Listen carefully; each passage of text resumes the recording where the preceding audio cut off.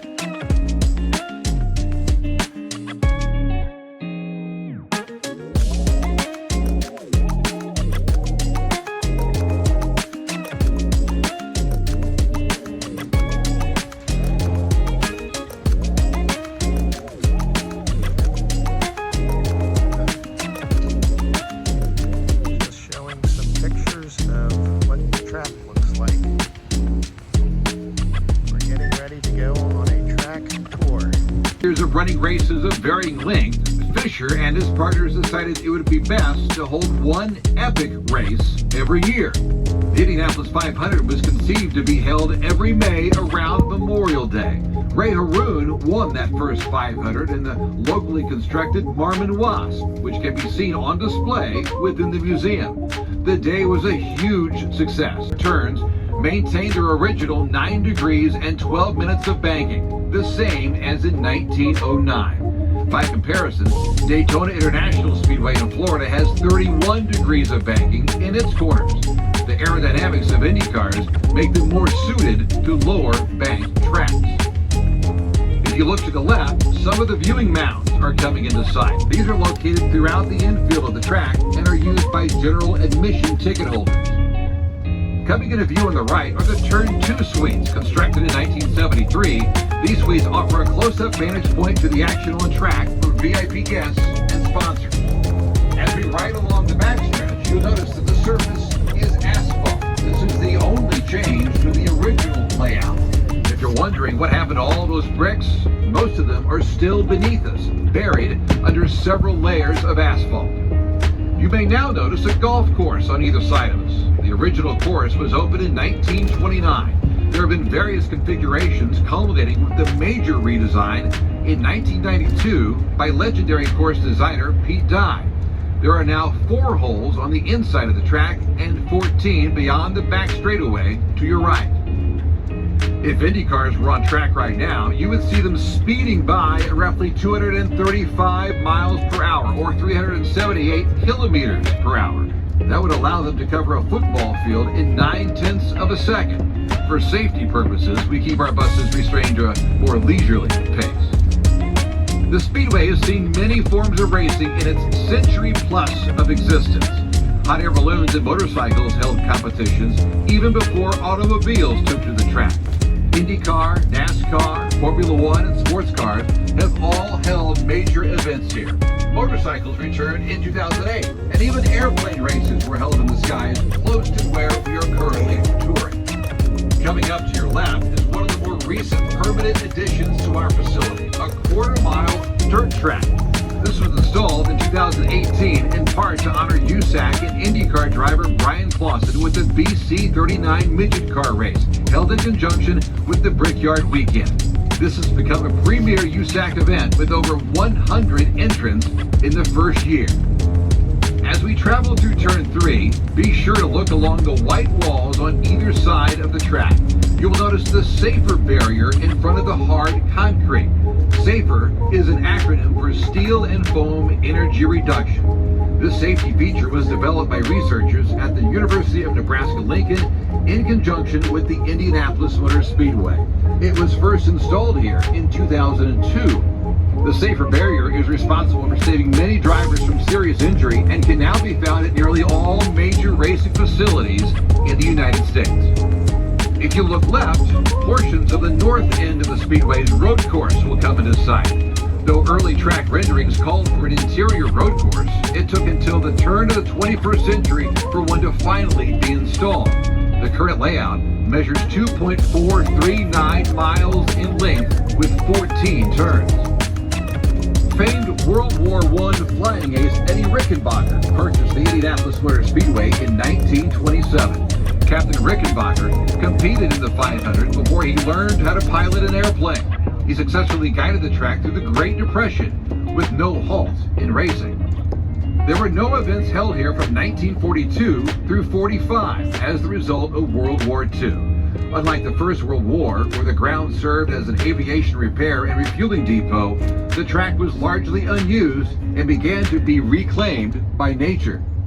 At the urging of 3-time 500 winner Wilbur Shaw, Terre Haute, Indiana businessman Tony Hulman saved the track from demolition in 1945, purchasing it for $750,000. Under Hulman George leadership, the Speedway prospered and became the worldwide icon known today. In January 2020, the track was sold to longtime race team owner and entrepreneur Roger Penske. Here we are on the front straight. A large portion of the 250,000 plus permanent seats can be seen. Combined with the viewing mountains, the Indianapolis Motor Speedway can hold upwards of 350,000 people.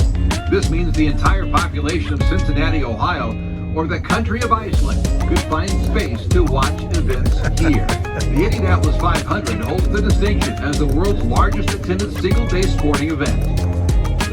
You'll notice a wall separating the racing part of the front straight from pit lane. The original version of this was installed in 1957, and it may have been the first of its kind anywhere in the world. During the early days of the 500, pit stops would last several minutes. Modern crews can change a full set of tires and add fuel in less than 8 seconds. Coming up on the left is Victory Podium, and adjacent to it, the Pagoda. This iconic structure has 10 floors, and its height is equivalent to a 13-story building. Opened in 2000, it is the location for timing and scoring, master control, media broadcasts, and private suites. There have been various versions.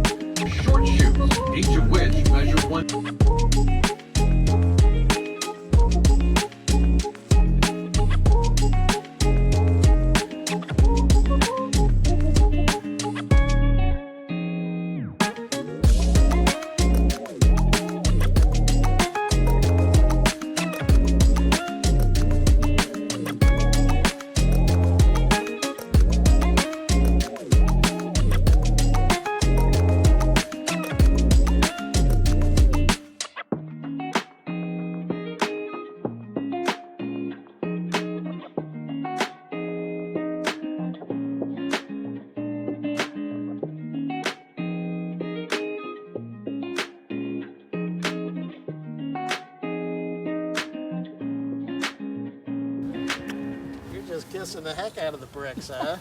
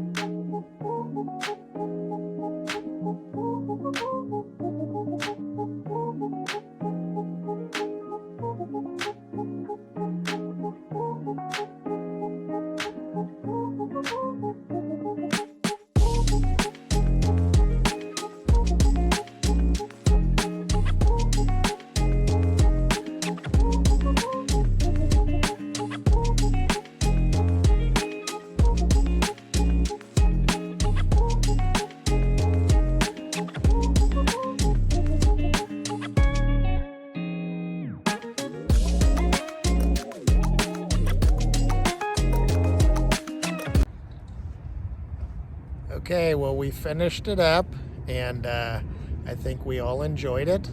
We took a track tour.